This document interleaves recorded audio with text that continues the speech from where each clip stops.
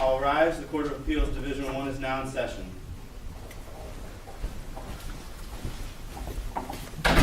Good morning. Thank you. Please be seated. Thank you for your courtesy. This is the time set for oral argument in a case captioned Rachel Garcia versus A+ Preschool and Child Care. Our cause number 1 CACV 130635. As usual, we have reviewed the briefs, the issues, the arguments, and we've conferenced the case. We're, I think, ready for your arguments, and we'll probably have some questions.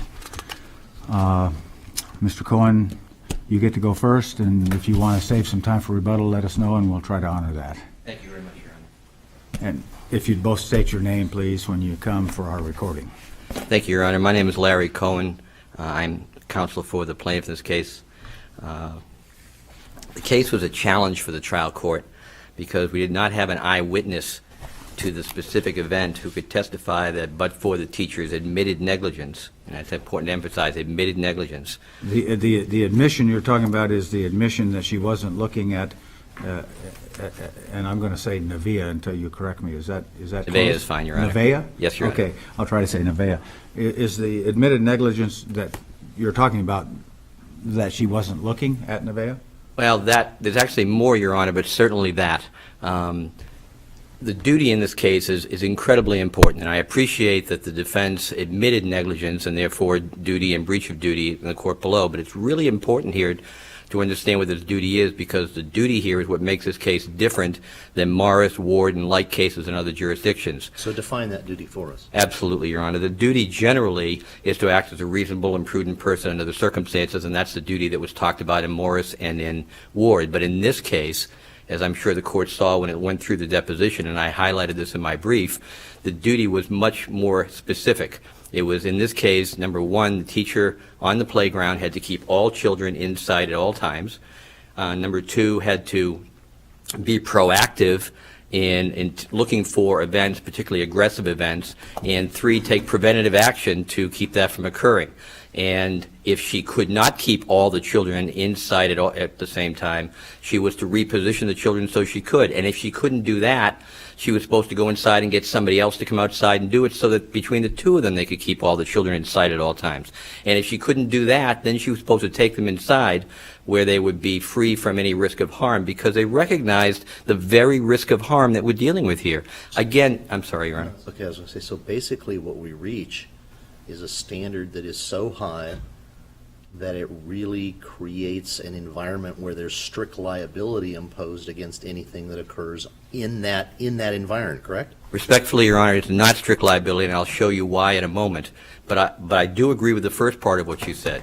And in the law, throughout the law, we see undertakings. We even have a restatement section, 2 restatement sections on undertakings that have been recognized in Arizona, 323 and 324. So people can increase the risk. For example, I don't have to jump into a pool to get someone who's drowning. I can stand on the edge and watch. But if I jump in, I then undertake the duty to act in a certain kind of way. In this case, they increased the duty by laying out all these things that had to take place. They were very specific about it. Now, it's not strict liability, because let's suppose, for example, and I offered this illustration in my brief, let's suppose, for example, that Nevaeh was just running across the playground and fell and hurt herself, and that happened within the eyesight of the teacher. That's not a risk that was specifically related to this heightened duty. But what occurred here was, and in the deposition, I was very specific, Your Honor, and asking about this tire. And she said, yes, this tire was something that we all recognized as something that was dangerous. And I even went further. How about the risk of a child getting up there and being pushed off? Yes, we recognize that that was part of the danger, and I trained my teachers to watch out for that kind of aggressive behavior. I told them not to let that happen. I told them that if they saw a child doing that, they were to stop that from happening, because we didn't want children being pushed off there. So it's a case in which the duty is not strict, because things can happen that were within the scope of that duty that would not be negligent, or not Guess what? such as the Ward case. Let's suppose that Nevaeh was simply running across the playground, and it was a sandy surface, and got her toe stuck in the sand and fell. That would not fall within the scope of the heightened duty that we have here. Okay, so let's change that to a situation where a 3-year-old is playing in a grade school on a piece of playground equipment and no one sees what happens, but she reports her arm hurts, they send her for tests, and she has a broken arm. That is our case here. No, it's not our case here, Your Honor. One saw the push? No one saw the push, Your Honor, but the difference between the case that you've set forth in your hypothetical and the case here is in your hypothetical you said nothing about the responsibility of the teacher to be watching that piece of equipment, to be proactive in recognizing the risk that there'd be aggression around it, and in taking preventative steps to keep it from happening, whether it was to position herself or to do whatever needed to go on. In your hypothetical, all we had was the playground, the equipment, child falls and hurts themselves, and now we're back into the Morris and Ward cases, which talk about a myriad of events that can occur that are not foreseen. This was foreseen. Okay, define the aggression in this case. The aggressive activity is discussed in the deposition. I asked her about a child coming forward and pushing someone, and Ms. Yadeo herself said in her deposition that was the kind of aggressive activity that I had in mind when I trained my teachers. So you're not saying it, I'm sorry. No, I don't want to cut you off, but I'd like to get in. What do we have in the record about this area? Do we have any photographs? We do not have photographs. We have a description that I put together in the course of taking the deposition, Your Honor. I tried to be very thorough in going through and describing this. It was a tire, a large truck tire was described. Was it up like this, or is it flat horizontal? It was described as an embedded truck tire that was in the ground that a child could get up on and stand on, and it was at risk of being injured Just if pushed using up. those words you've just used doesn't tell me, unless I missed something, which is quite possible, but it doesn't tell me whether the tire is laying flat horizontally or is embedded so that it comes up out of the ground like this. But what's so important here, Your Honor, and again, I would urge you, I'm sure Your Honor has, so forgive me, I'm sorry. But if you look at the deposition, whether it's standing straight up, which I will tell you it was, and I'm sure counsel would agree it was, or it was laying on the ground so that it was simply sideways, they recognize the risk. I understand. They recognize the risk that however it was set up there, I've read your brief. that someone, if they were pushed off, might be injured, and that was the risk they were protecting against, whether it was Have 10 they- feet high or 2 feet high. Do we have any information regarding the size of this playground area? We do not, Your Honor. But Do we have any information as to how far away the teacher was standing from the tire? no, Your Honor, and we don't need that information. It wouldn't have mattered if she was standing next to the tire, if she was turned around, because she couldn't see and prevent what was going to take place from Or happening. do we know whether her back was turned or simply her glance went over to the left and Nevaeh's more to her right? It would not matter, Your Honor, under the duty that's created here. Her job was to keep watch over the children to prevent this very event from occurring. That's what's established in the deposition when the director lays out what her duty is. All that matters is, I'm sorry, Your Honor. I'm not really arguing at this point with your legal position. I'm just trying to find out what's in the record. What's in the record? Do we know anything from the record as to where Nevaeh was on the tire? We know that she was standing on the tire and pushed off. We get that from the ouch report. The ouch report tells us that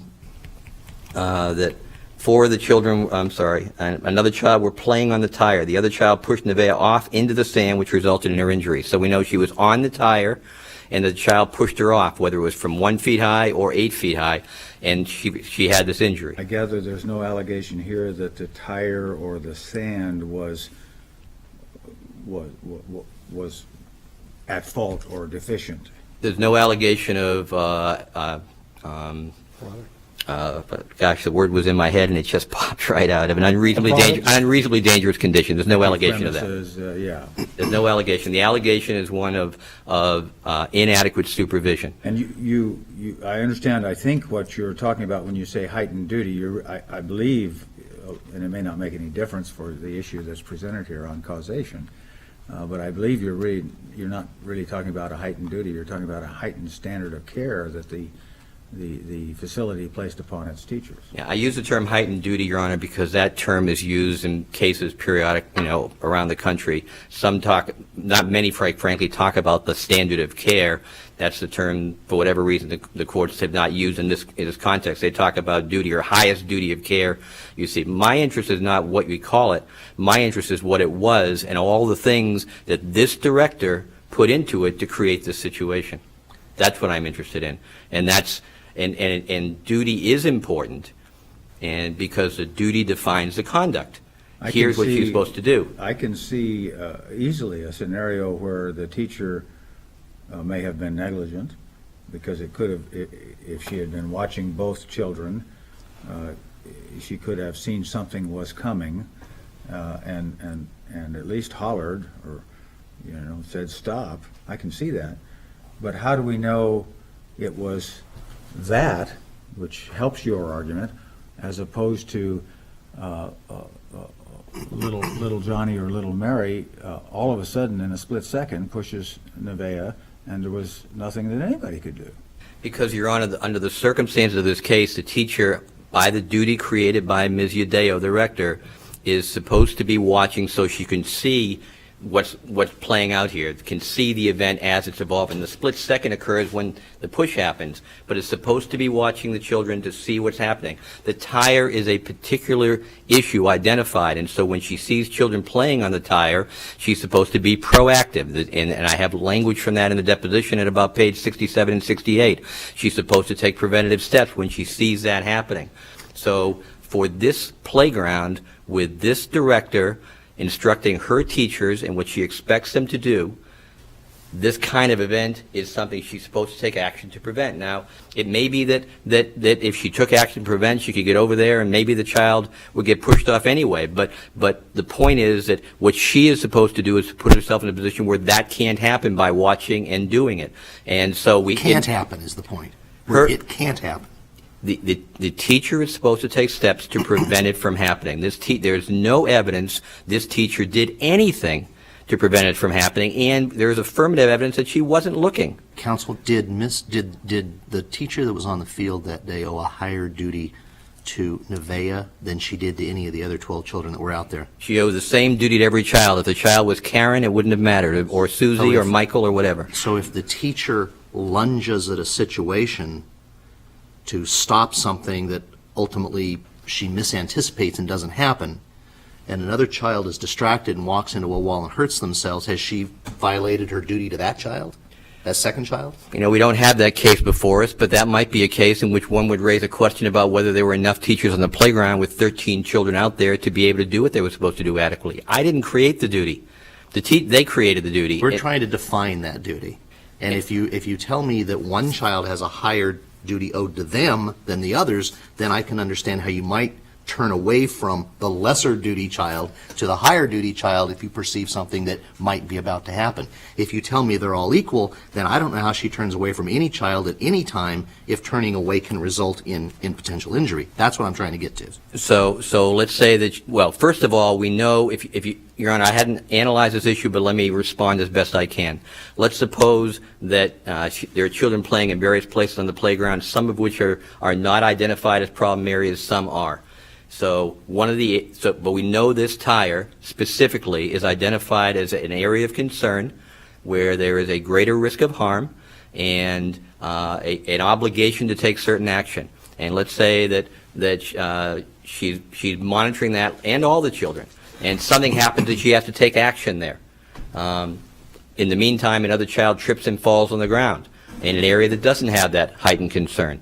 Then in that situation, then her focus was appropriately where they've had the heightened responsibility on this tire, and understandably, because it's focused there, something else happens, the child falls, we're not going to deal with that. But let's suppose there were two pieces of What equipment. does we're not going to deal with that mean? It means that we're in the Ward case at that point, where we're not dealing with the same heightened duty. But let's suppose, Your Honor, and I didn't explore this in the deposition, let's suppose, Your Honor, this director says, there's a tire, but I also have a jungle gym over there, okay?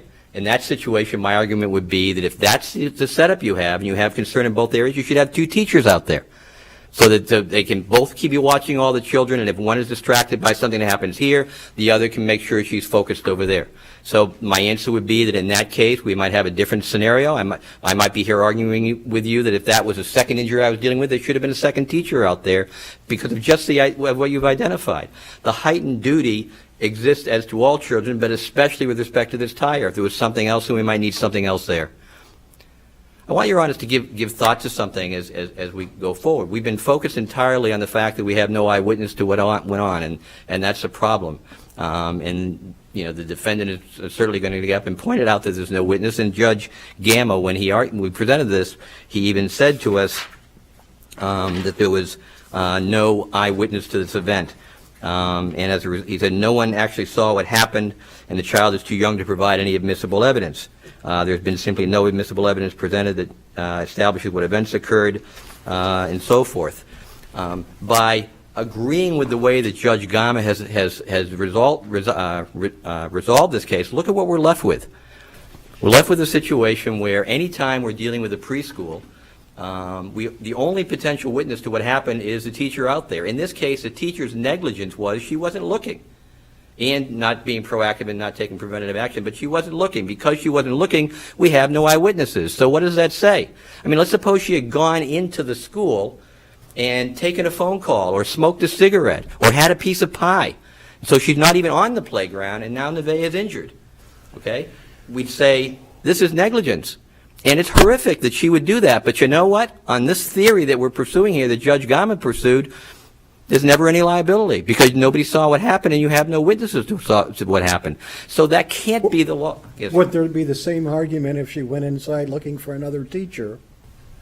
Because, you know, she knew there were a couple of kids in the corner and she wanted to deal with that, but at the same time, keep everyone else in sight. And Ms. Udeo I dealt with that with Ms. Udeo in her deposition, because we said that her job was to have the kids where she could see them. If she was going to take action to do something like that, her responsibility would have been, under Ms. Udeo's account of what went on, to bring the children over to a place where she could still keep an eye on them and call into the school for more help. That was the resolution we had here. This is not a case where I've come to you with a very loosely defined duty, and it's, you know, kind of hard to figure out when we debate it. I went through everything in enormous detail with her about what this duty required and what was supposed to take place. And I didn't deal with the second instrumentality because we didn't discuss the second instrumentality, Judge Jones. But if there had been a second one out there, then my claim had to do with an injured child who ran into a wall, I would have talked about how they should have had a second teacher out there to meet the duty. I keep coming back to the duty because that's what defines what went on. I'm down to 3.5 minutes, and I sure would like to reserve a little time if I could stop, please. Yes, thank you very much, Mr. Thank Cohen.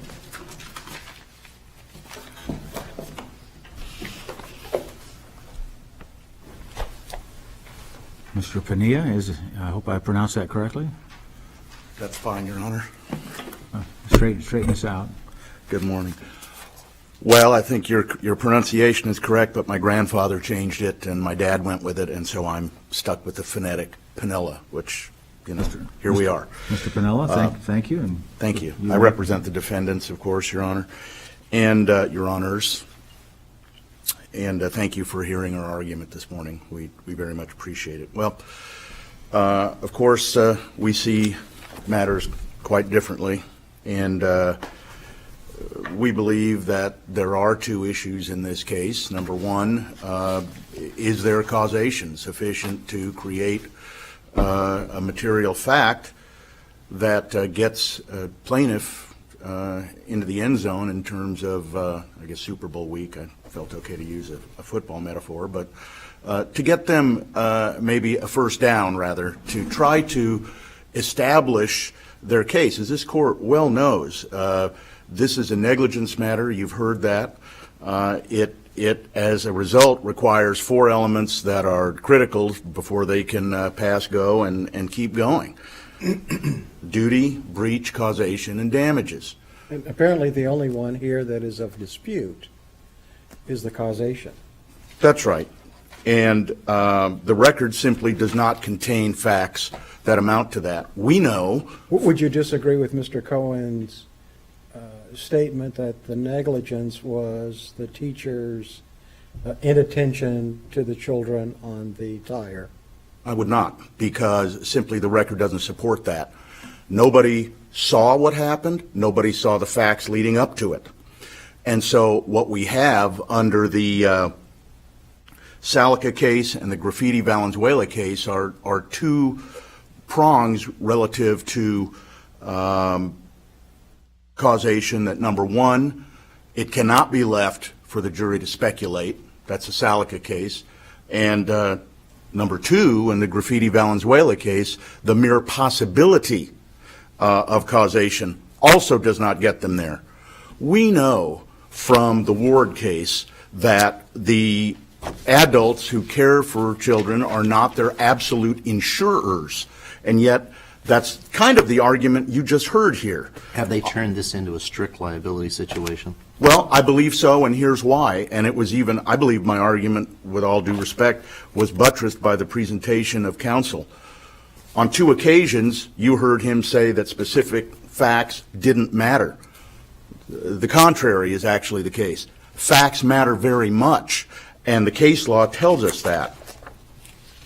We have asked this court to assume duty, to assume breach, and to assume damages, because the whole issue is, I think, what the court got exactly right, which is, is there causation? And the Graffiti Valenzuela case also makes it pretty clear that proximate cause exists if and only if the acts are a substantial factor.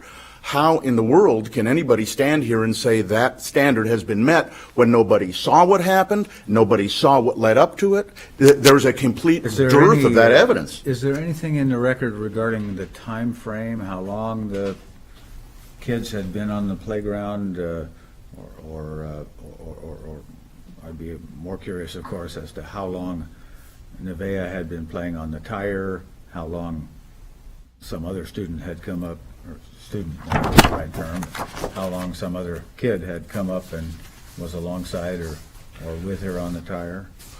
We don't know those things. They're not in the record, and we don't know them. I didn't hear any ratio argument in terms of student to teacher. That was not raised, and so that's not an issue. But would you address, please, Mr. Cohen's argument that, and he calls it a heightened duty, I would call it a heightened standard of care, but whichever, I think probably doesn't matter, because we're not talking about duty or standard of care here, we're talking about causation. But clearly, the manager set a high standard and did single out a concern over the tire, and apparently instructed and expected the teachers and playground supervisors to watch kids on the tire carefully. I didn't hear or read, although I could have missed it, that there was a one kid at a time on the tire rule, but it sounds like there was something very close to that, if not actually that. And we send cases to the jury all the time where we don't really know what happened. We leave it to them to draw inferences from the facts. Why isn't there a mere probability? You said a mere possibility is not good enough, and certainly that's true, but certainty is not required either, just a probability. Why cannot a jury here draw an inference of a probability that the teacher was negligent? Thank you, Your Honor. Because when the court speaks of inferences deal with, I'm sorry? No, I'm sorry, He was just clearing his throat. Okay. Making a comment. Okay. Yeah. We think. Well, an inference is a deduction of an ultimate fact, but they have to be facts that have been established. And here you don't have anybody. Here's the interesting thing, back to your point, which also incorporates an argument plaintiff counsel made, which is that there was this other child. We don't know if there was another child who crawled up. We don't know if there was even who got on first. So here's the quandary. The and why allegation is that another child pushed Nevaeh off the tire. And, Right. But what is the factual basis for that? Well, there isn't one, and that's the point. Nobody saw the events leading up. Apparently Nobody there's a saw. Report somewhere. Is the Ausch report? Not competent evidence in this case, Your Honor. The Ausch report. Right.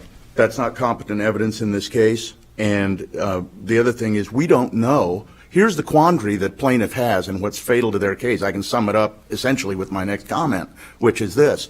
We don't know if she decided to jump off on her own in a split second. We don't know.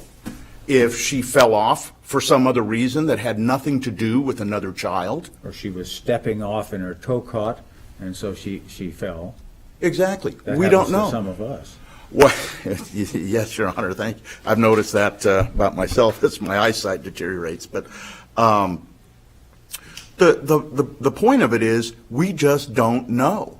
And to do something else creates exactly what the Ward case spoke against, which is you're going beyond what the standard is, and you're getting into the area of strict liability. The Ward case says this is not a strict liability matter. In fact, I think, if I may interrupt, I think I would feel pretty good about what you're saying if we didn't have this heightened awareness and a set of clear instructions apparently given to the teachers by the manager. But here's the so rub. it I'm does- sorry, Your Honor. It seems to me that may change things. Well, but here's the problem with that. There's still a gaping chasm to get from one end to the other. We don't know. There are no facts that establish that would have made a difference.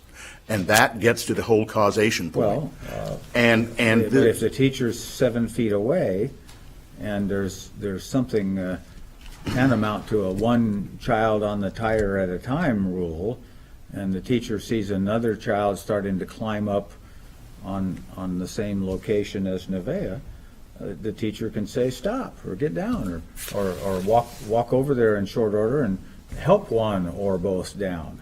Why isn't that a permissible inference given the heightened standard here? because the Ward case says it is not. It says that the teacher is not required to anticipate the myriad of unexpected acts which occur daily in and about schools and school premises.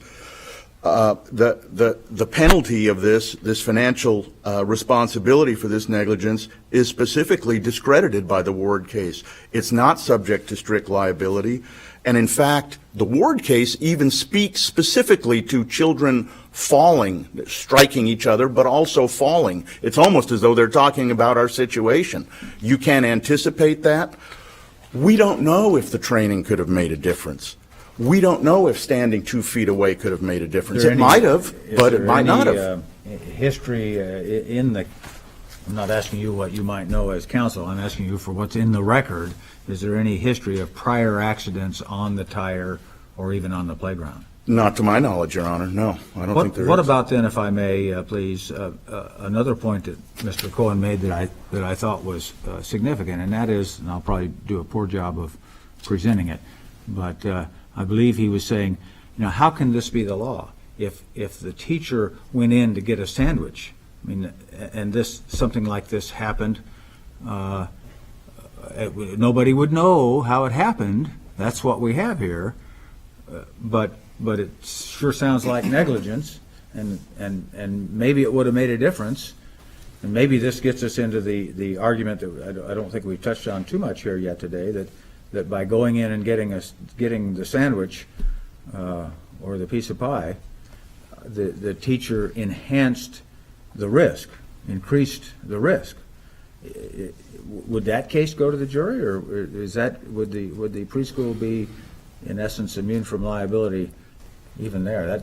That does not seem right to me. Well, because in your hypothetical, somebody would be able to testify when the teacher left, how long they were gone, and the fact that there was nobody out along with the other students. Let's assume that. And therefore there was no ratio. In this case, But how's that different? because you would have, well, you would be out of ratio. That would be a factual thing. 0 versus however many students. There's no argument of that here. I'm not sure you get a ratio when there's a 0, but that's a mathematical function, I guess. But are we just talking degrees? It sounds it might be a useful hypothetical for analysis. It's easy to say the teacher who forsakes her post and goes inside to get the cup of coffee or a donut or pie or sandwich or whatever, that's not right, and the law probably wouldn't favor that. But yet we know nothing more in that hypothetical than we know here, Well, in terms of what actually happened. Well, here's the difference, in that in this in this factual situation, we don't know if she decided to jump or fall or any of the other things that we talked about on her own. And we do know that a teacher was there, and we don't know exactly how far away or how close that she was. And so there's a dearth of this critical evidentiary link to establish causation. And the other thing is that if a party comes before you and sets forth facts, what they assert to be facts, under Rule 602, there has to be a basis of knowledge for those facts and not a basis of knowledge of some fictional facts or hypotheticals that are made up as to whether something was preventable or not. That argument you saw in the brief, and the point of that is we don't know if it was preventable or not because nobody saw what happened and nobody saw the acts or events leading up to it. And so, Don't we get back to the Go ahead. Thank you. Don't we get back to the singular statement that because the injury occurred, there is liability on the school? Isn't that what we come down to? It doesn't matter whether someone pushed her. It doesn't matter if she tripped. It doesn't matter if a teacher was there or not there, looking or not looking. Isn't the argument here we don't care about those things? Isn't that what we're hearing? Because in that she was injured, the school is liable? well, that's what the plaintiff... Because their heightened duty should have taken care of all of that. Well, Correct?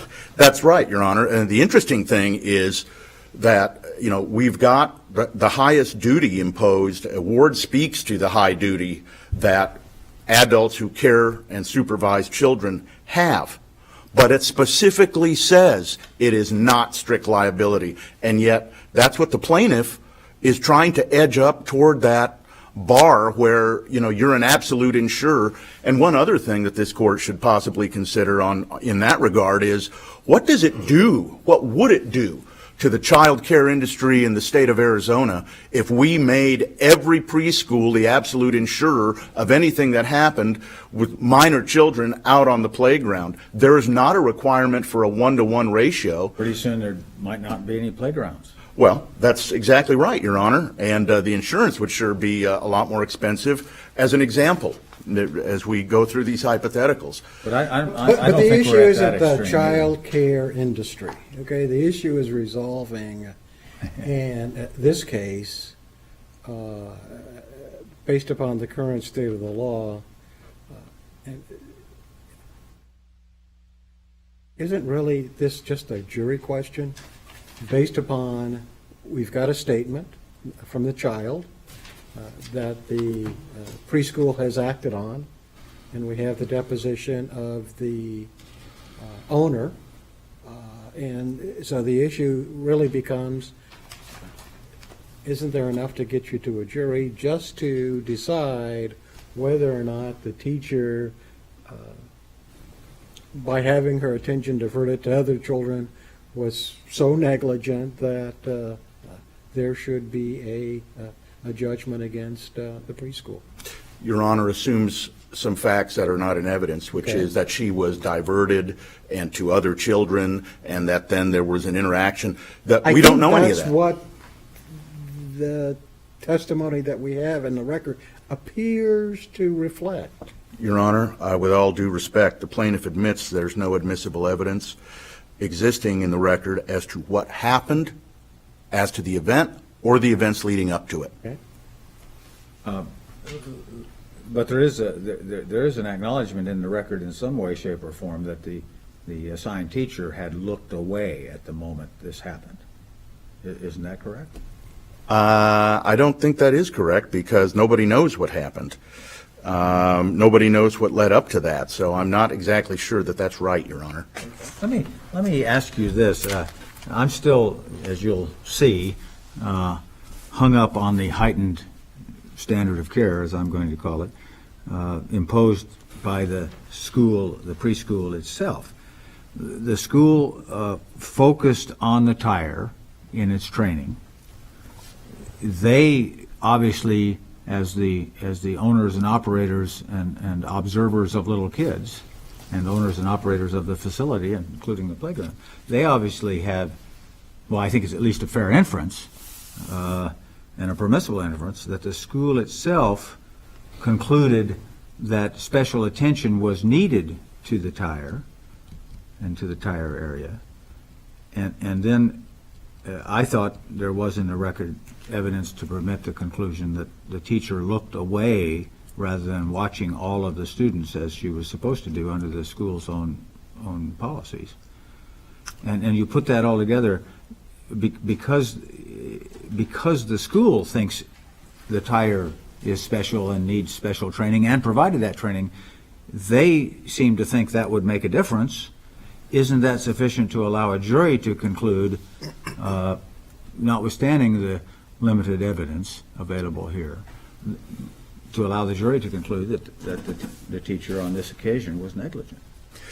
Well, in the first place, relative to Your Honor's point, what a preschool in Chandler thinks the standard or the law should be doesn't make it the law. That's the first thing. The second thing is we don't even know if that did, would have, or could have made a difference because of the mere fact that we're missing that causal link. And so we can't ask a jury to speculate about those things. Does it matter that the school itself thought that would make a difference and because of that provided specific training in regard to this tire? I don't think so, Your Honor, and here's why. Because no matter what the school says, the school can't override the precedent set by Ward v. Mount Calvary.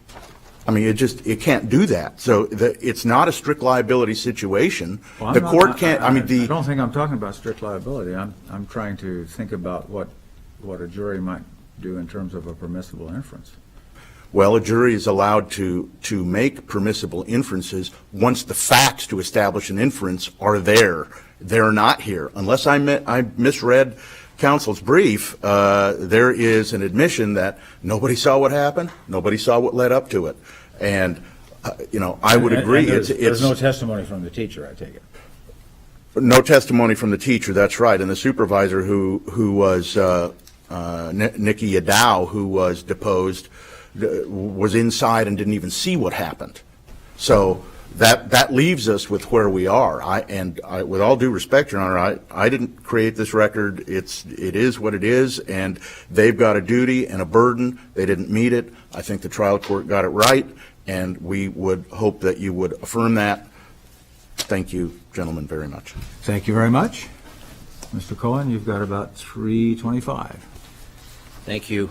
I've got a number of things to cover. I'm going to go quickly. Respectfully, Judge Jones, I really don't think this is strict liability because, as I gave you in a hypothetical before, a child could have fallen under the heightened standard of care that was set in the school, and there would be no liability here. The Ward case would apply. Wait a minute. How would we know there was no liability?